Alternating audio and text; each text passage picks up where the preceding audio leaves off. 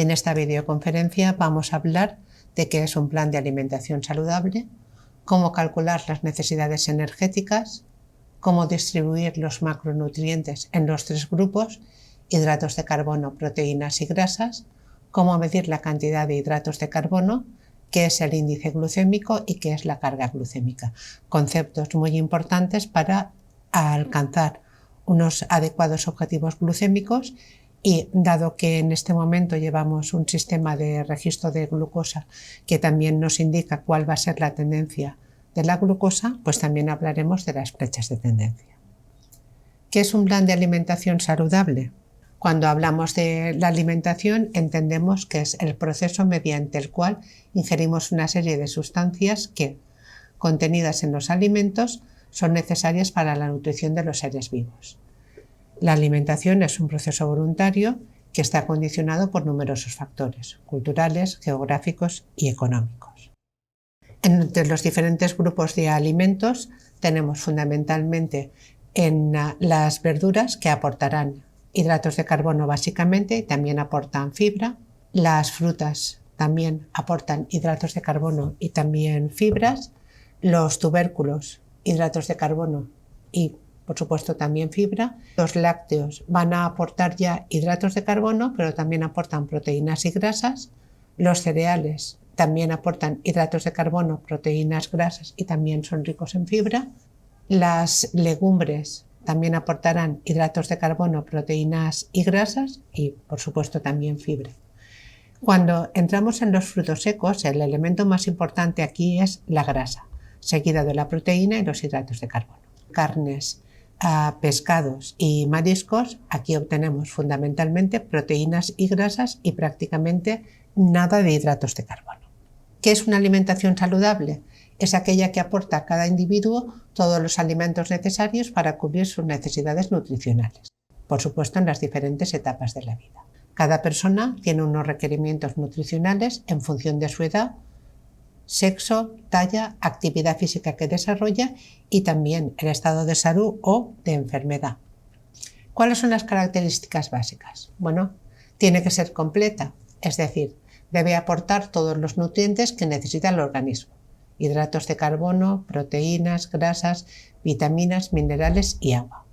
Los alimentos que comemos en grandes cantidades se denominan macronutrientes y estos incluyen hidratos de carbono, proteínas y grasas.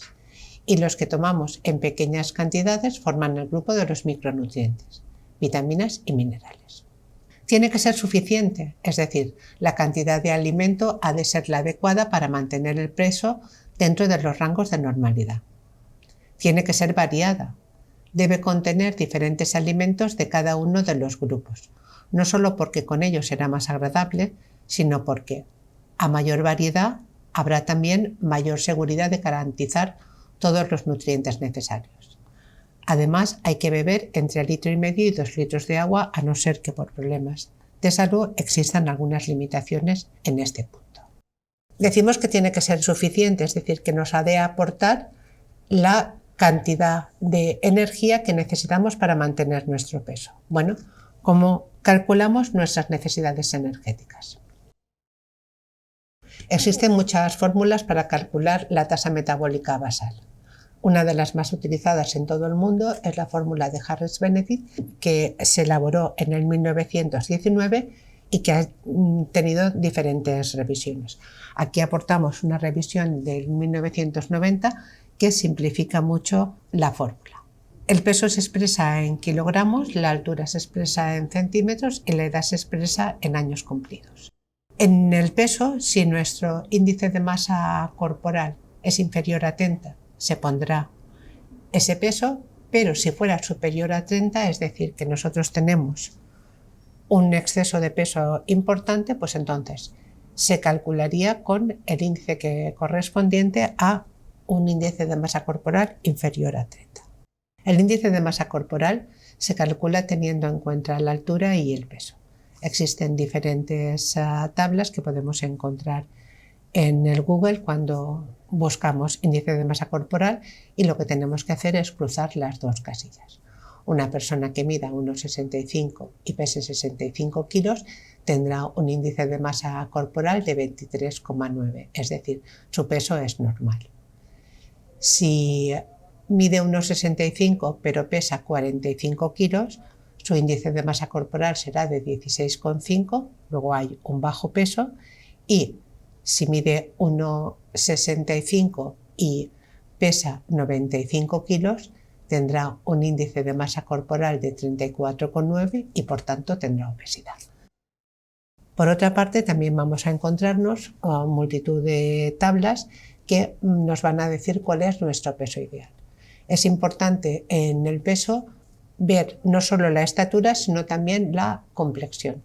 Como se puede observar, para una misma talla de 165 y una complexión grande en mujeres, tenemos un rango de peso que oscila entre 57 y 65, mientras para las mismas características en el hombre va de 61 a 69.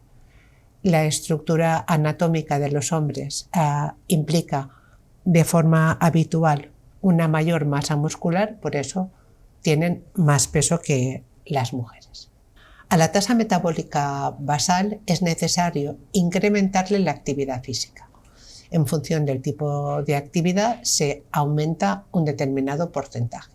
Para la actividad leve supondría un 20%, esto sería una persona que fundamentalmente realiza su actividad estado sentada. En el caso de que se hiciera una actividad muy intensa, pues se podría hasta duplicar en un 100%. Esto sería el esfuerzo que realizan los deportistas de élite en una carrera de ciclismo, por ejemplo. Para simplificar este cálculo existen multitud de calculadoras. Vamos a ver un ejemplo en concreto con la calculadora de Harris-Benedict que obtenemos con la dirección que aparecía en la diapositiva anterior. Hemos de seleccionar el sexo, hemos de poner el peso, que nosotros lo expresaremos en kilos, nuestra talla, nuestra edad y nuestro nivel de actividad. Para una mujer de 69 kilos de peso, de una estatura de 166 centímetros, una edad de 63 años, vamos a elegir el nivel de actividad. Con una estatura de unos 66 centímetros, si miráramos en las tablas que estiman el peso en función de la talla y la complexión, encontraríamos que el peso idóneo se sitúa entre 57 y 66. El índice de masa corporal para este ejemplo está en un ligero sobrepeso. Elegimos el nivel de actividad, que en este caso es actividad moderada, y ya damos a calcular. Obtenemos información sobre el metabolismo basal, la tasa metabólica basal, que son las calorías necesarias para mantenernos en el peso actual. Serían 2046. Si deseáramos perder peso, tendríamos que tener 17.039 calorías y si quisiéramos subir peso, que no sería este caso, pues tendríamos que ingerir 2.353 calorías. ¿Cómo distribuimos los macronutrientes en los diferentes grupos? Bueno, pues, ¿qué proporción es la adecuada? No existe una única opción. Podemos optar entre diferentes proporciones. Los hidratos de carbono deben oscilar entre el 55 y el 35% del total, las proteínas entre el 35 y el 15%, las grasas entre el 30 y el 35%. ¿Qué elementos tenemos que tener en cuenta? ¿Cuáles son nuestros niveles de glucemia? Cuando se tienen valores de glucemia altos, es más adecuado ir a una proporción baja de hidratos de carbono. También, si nosotros necesitamos perder peso, podemos optar por planes de alimentación con pocos hidratos de carbono y luego también es muy importante tener en cuenta nuestras preferencias. Los macronutrientes se van a agrupar, como ya hemos comentado antes, en hidratos de carbono, proteínas y grasas. Los hidratos de carbono y las proteínas cuando valoramos 1 gramo de cada uno de estos nutrientes, nos aportan 4 kilocalorías. Las grasas, cuando valoramos 1 gramo, nos aporta 9 kilocalorías. ¿Cómo calculamos los gramos para cada uno de los grupos? Vamos a situarnos en unas necesidades energéticas de 2.000 kilocalorías y vamos a optar por un 35% de hidratos de carbono, un 35% de proteínas y un 30% de grasas, que es la proporción que recomendamos en este momento en la unidad de endocrino y nutrición. Para calcular las kilocalorías de cada grupo de nutrientes, lo que vamos a hacer es multiplicar 2.000 por 35 y dividirlo entre 100. Esas son las kilocalorías que nos dará de hidratos de carbono y proteínas, que son 700 kilocalorías de hidratos de carbono y 700 kilocalorías de proteína. Para saber las kilocalorías de las grasas, multiplicaremos 2.000 por 30 y lo dividiremos entre 100. De esta manera nos dará las kilocalorías, que son 600 para las grasas. 700, 700 y 600 nos da las 2.000 kilocalorías. Para saber de cada grupo cuántos gramos, bueno, pues lo mismo. Recordemos que 1 gramo de hidratos de carbono y proteínas aportan 4 kilocalorías. Las 700 kilocalorías las dividiremos entre 4 y esto nos dará 175 gramos de hidratos de carbono y 175 gramos de proteínas. Dividiremos 600 calorías entre 9 y obtendremos que necesitamos 66,7 gramos de grasas. Resumiendo el plan de alimentación, la distribución de los macronutrientes a 35% de hidratos de carbono, proteínas y 30% de grasas nos da 700 kilocalorías de hidratos de carbono, que son 175 gramos de hidratos de carbono.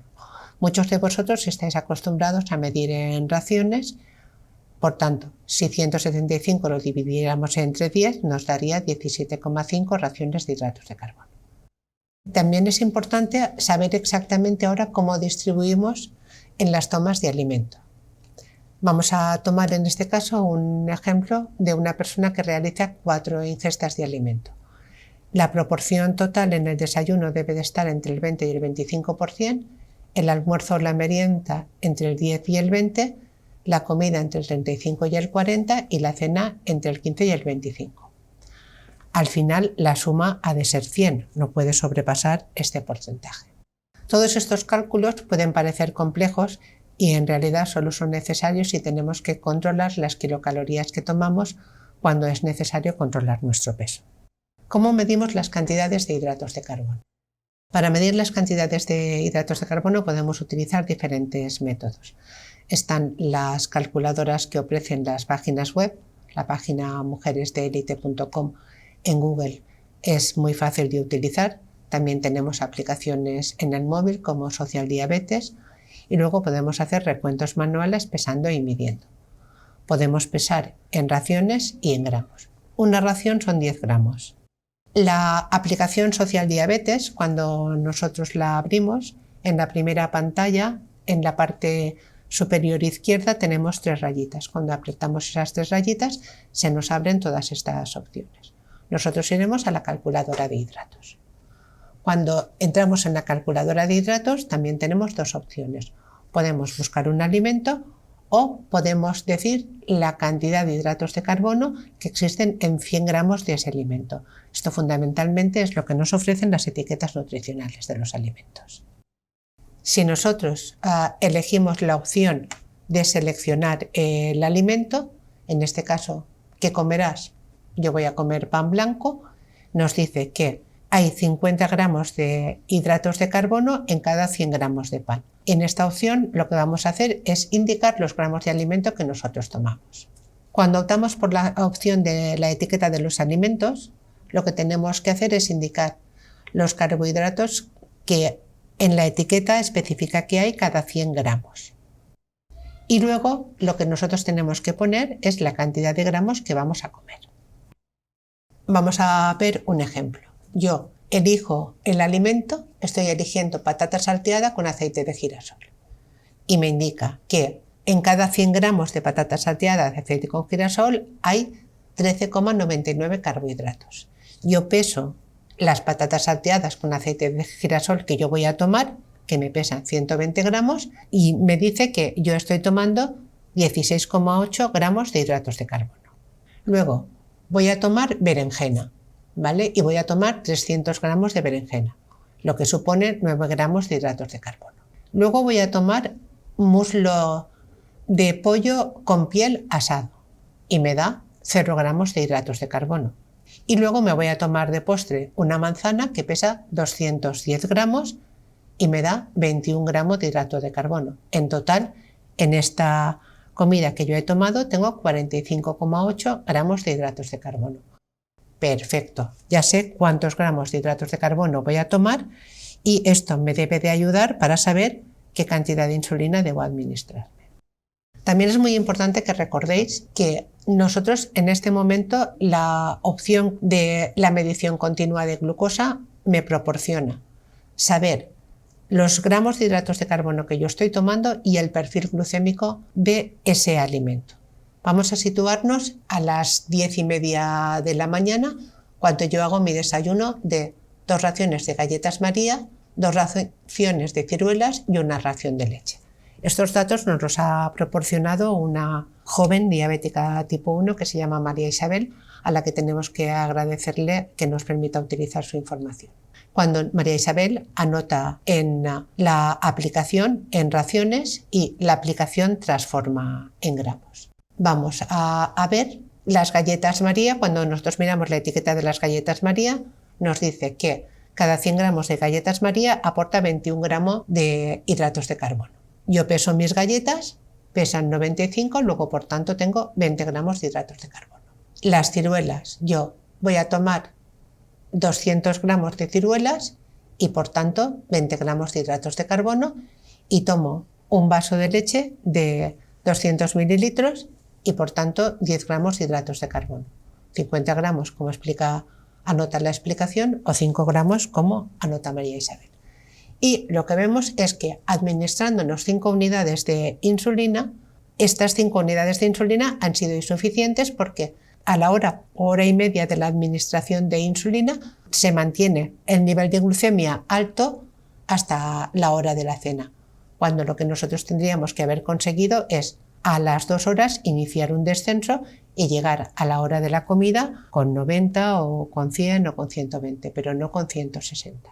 Luego, por tanto, la aplicación que tenemos, la introducción del recuento de hidratos de carbono, nos ha de permitir también un proceso de aprendizaje para ir sabiendo qué cantidad de insulina tenemos que administrarnos, que es el objetivo final para conseguir un buen control glucémico.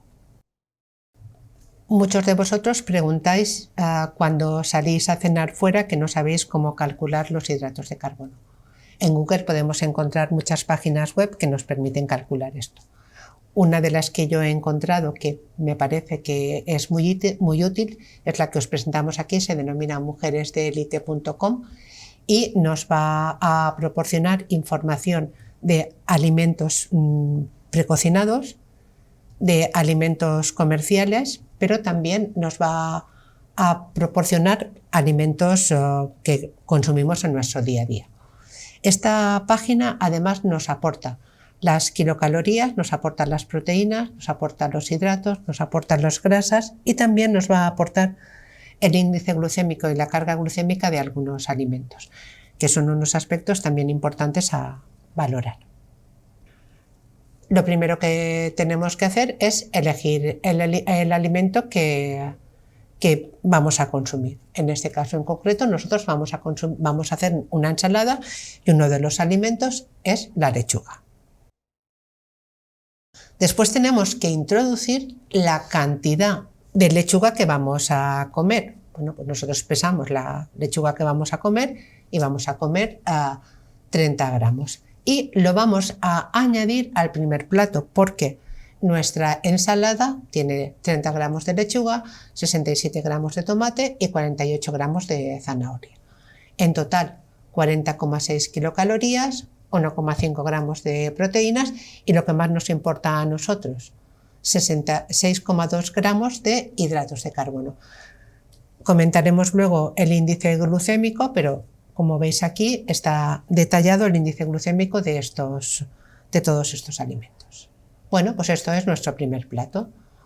Vamos a ir a nuestro segundo plato. En nuestro segundo plato tomamos 100 gramos de patata asada y 150 gramos de pechuga de pollo, pues 46 gramos de hidratos de carbono. Para postre tomamos una manzana que pesa 174 gramos y que nos aporta 20 gramos de hidratos de carbono. Y ahora ya le pedimos a la aplicación que nos calcule el total. En total, esta comida nos aporta 511,8 kilocalorías, 37,1 gramos de proteínas, 72,2 gramos de hidratos de carbono, 6,1 de grasas. No ha calculado el índice glucémico y sí que aporta la carga glucémica. Recordemos que nosotros habíamos dicho que teníamos que tener una determinada distribución. Bueno, pues si calculamos el porcentaje que suponen los 72,2 gramos, recordando que tenemos una ingesta total de 175 gramos de hidratos de carbono para una cantidad total de 2.000 kilocalorías, en esta comida hemos tomado el 41,3% del total de los hidratos de carbono del día, que si nos situamos en la comida y fuéramos al 40%, pues ligeramente sobrepasamos este porcentaje. Ya os digo que esta página es muy útil, aporta muchísima información. Vosotros podéis explorar otras páginas, pero de una manera sencilla, con muchísima tranquilidad, sin ningún estrés, pensando que este es un trabajo que iniciamos hoy y que tenemos que terminar de aquí 3 meses, ¿vale? Con muchísima tranquilidad, esta página nos va a poder permitir conocer los hidratos de carbono que tomamos. ¿Qué es el índice glucémico? El índice glucémico es cómo incrementa la glucosa los alimentos. Seguramente lo habrás comprobado en muchas ocasiones que hay algunos alimentos que elevan la glucemia más rápidamente que otros. Esto es un concepto que se tiene muy claro en el caso del tratamiento de la hipoglucemia, pues se eligen alimentos que contienen una alta proporción de azúcares como zumos o refrescos azucarados. Estos incrementan la glucemia con mayor rapidez.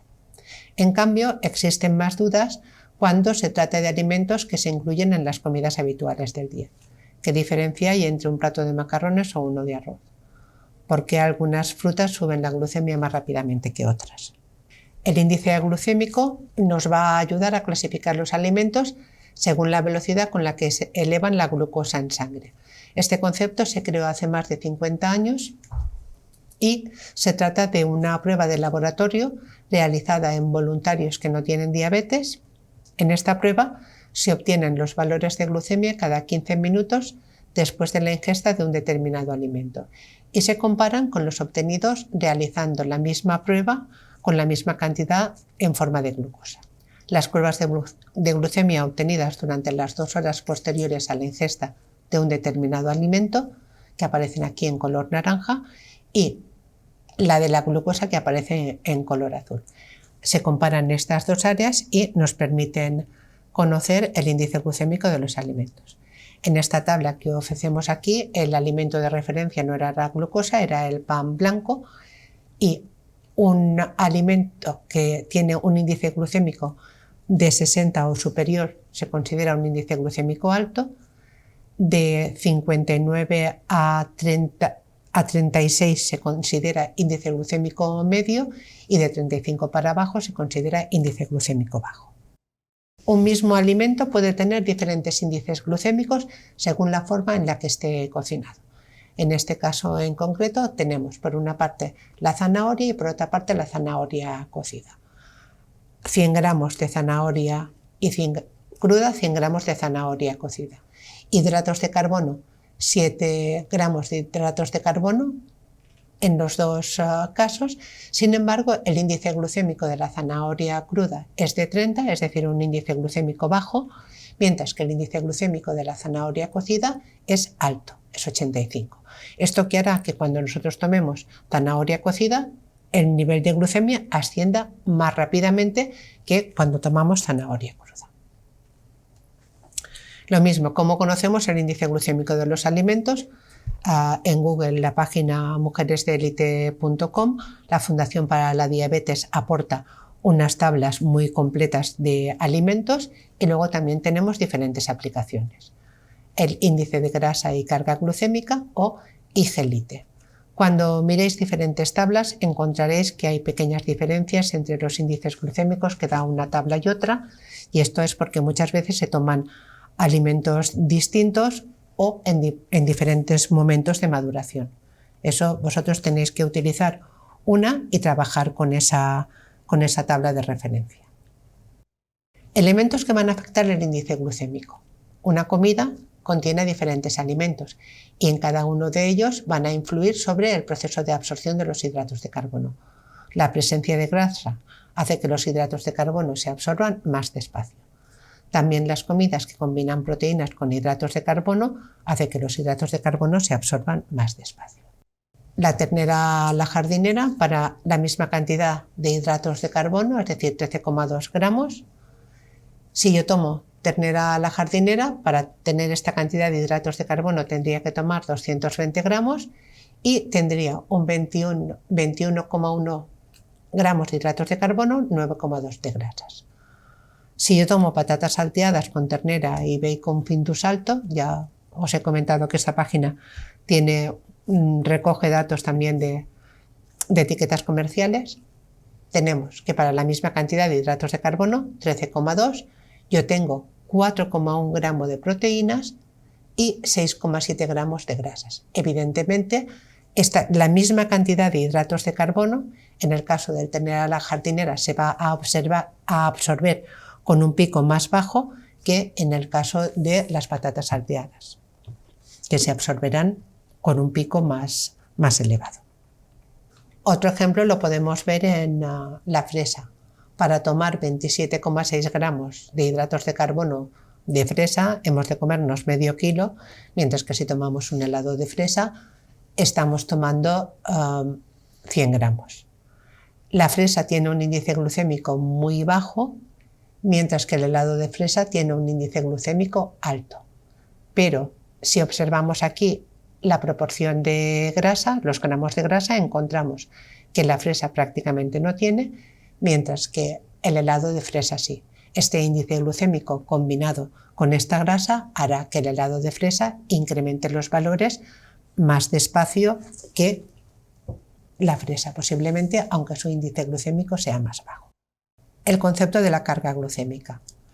La carga glucémica combina el índice glucémico de los alimentos con las cantidades que se toman y el efecto de otros alimentos. Nosotros en una alimentación saludable, si dividimos el plato en 4 partes, la mitad estará constituida por verduras y por frutas, una cuarta parte estaría constituida por hidratos de carbono y una cuarta parte por proteínas. Este sería también una distribución de una alimentación saludable.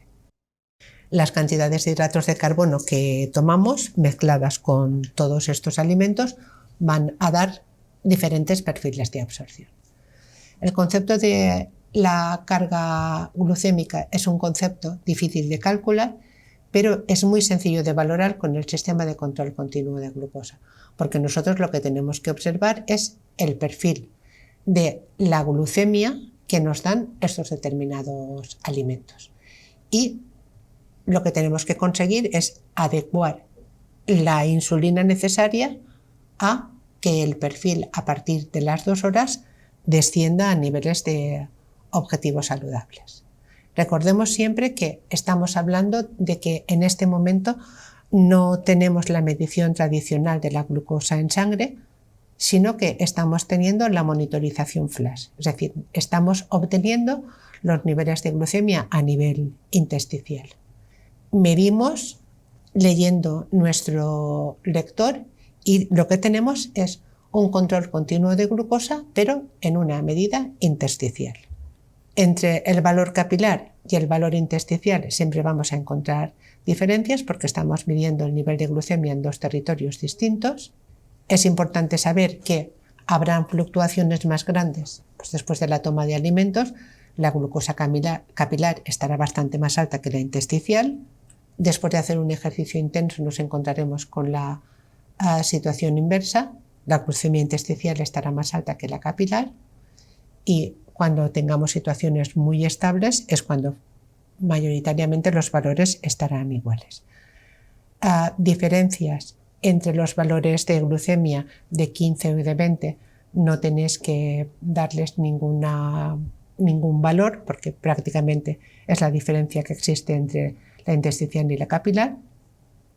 Sí que tenéis que tener en cuenta que si los valores son muy diferentes y además vosotros no os encontráis bien, pues entonces será necesario a lo mejor retirar el sensor.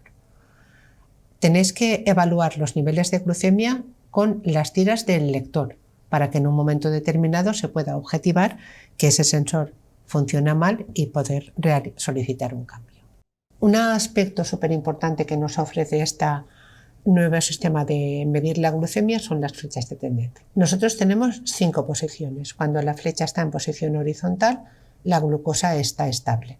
Siempre se trabaja con los 15 minutos anteriores y la previsión va a los 15 minutos posteriores.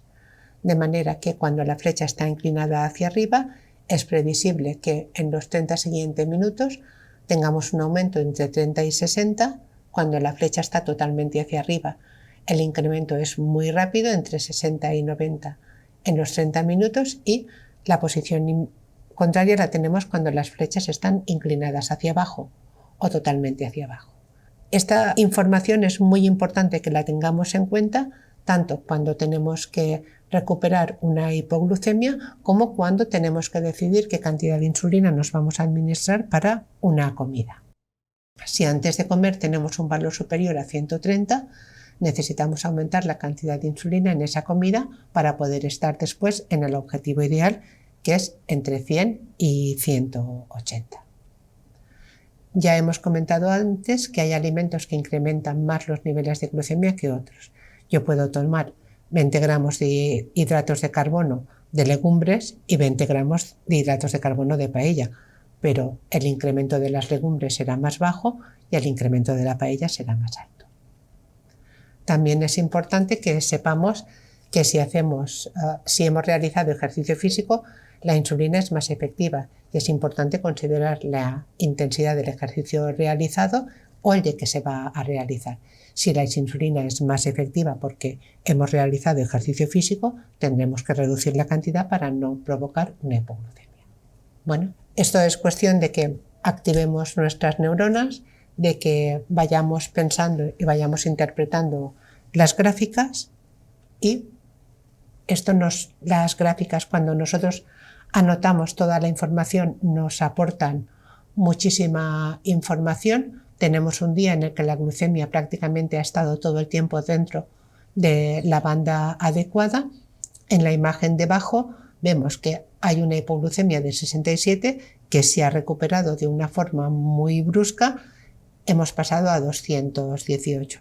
Esto no es bueno para mantener una buena salud. Esta variabilidad va a afectarnos.